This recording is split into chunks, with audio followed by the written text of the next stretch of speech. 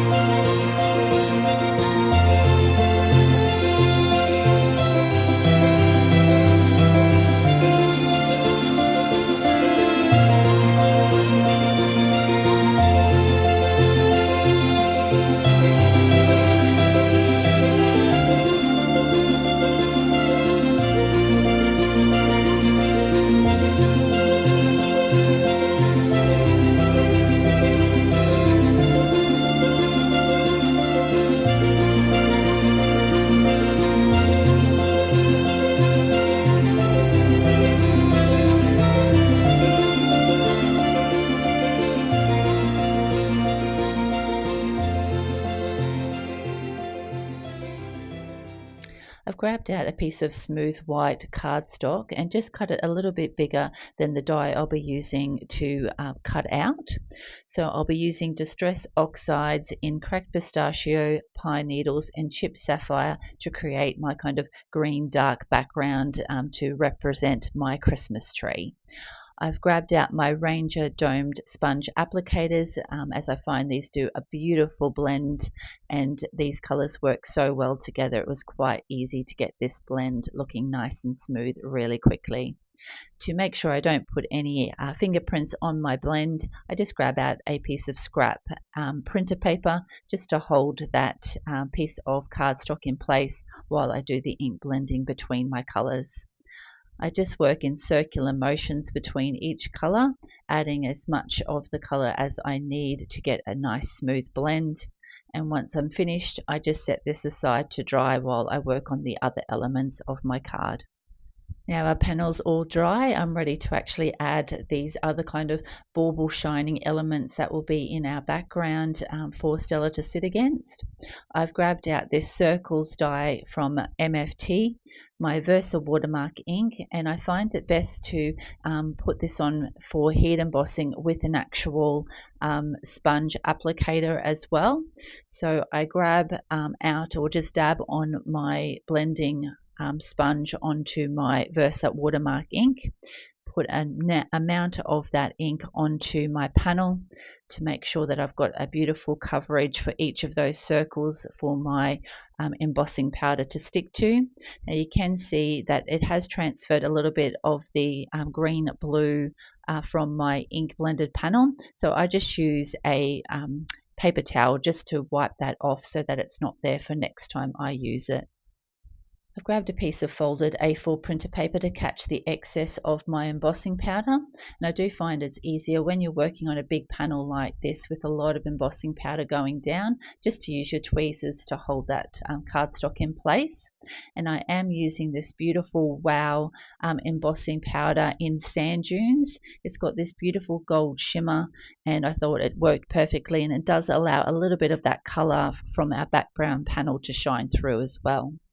Now I did get a few strands of embossing powder go where I didn't want it, so I've just used a slotted paintbrush to just wipe away that excess. There wasn't a lot to wipe away, most of it did stick to where I wanted it, where I did my stenciling, so it was really easy to wipe that away.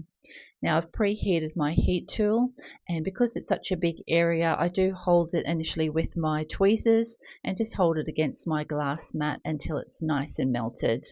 I initially went on the back first, and that gets rid of any kind of excess particles that might be on your panel, and then go to the front until everything is beautiful and melted, and it just has this beautiful goldy shine. I allowed the panel to dry before I am going to use my die to cut it out through my die cutting machine. So I'm just going to line that up and now put some purple tape top and bottom to hold that in place while I run it through my die cutting machine. Now I've run that through the machine and I've got a perfect stitch border around my panel ready for Stella to sit on the front. So as I mentioned, I'm going to make an interactive card today, and I've done this one before, but I thought I'd show it again. I thought it would work perfectly with this particular image. So I've grabbed out one smaller and one larger die to create my opening. So I'm just lining Stella up where I want her on the front to work out and make sure that circle die fits behind her head and roughly where I want it placed. I've now put that circle on, and just again we'll check that it is well hidden and centered to our card front and behind Stella's head.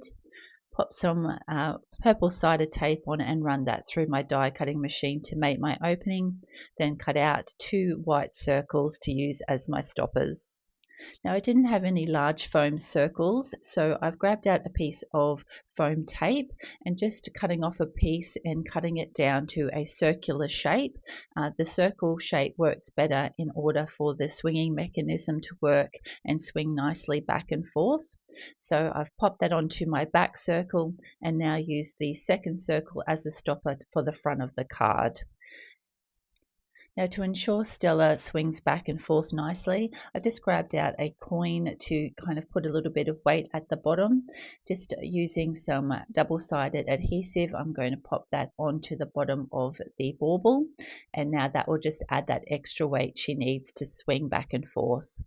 Now we'll pop some glue on the top white circle, center that there, and pop Stella's head on the front till that's secured down, and now she swings perfectly back and forth.